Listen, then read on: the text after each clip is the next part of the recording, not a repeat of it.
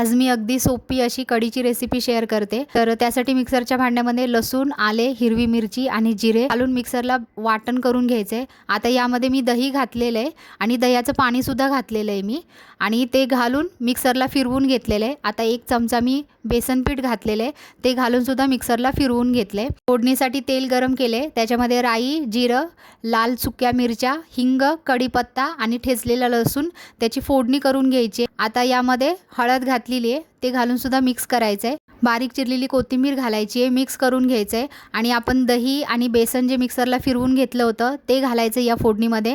गरजेनुसार पाणी घालायचं आहे, मिक्स करून घ्यायचं आहे आणि चवीनुसार मीठ घालून उकळी येईपर्यंत हे सतत ढवळत राहायची आहे, नाहीतर कढी ना फुटण्याची शक्यता असते। आता वरून कोथिंबीर घालायची आहे आणि थोडीशी साखर घालायची आंबटपणा कमी होण्यासाठी। तर याच्यासोबत मी गरम गरम भात बनवलाय आणि मेथीची भाजी बनवली आहे। तर ही कढीची रेसिपी नक्की ट्राय करा, चॅनलला सबस्क्राईब करा।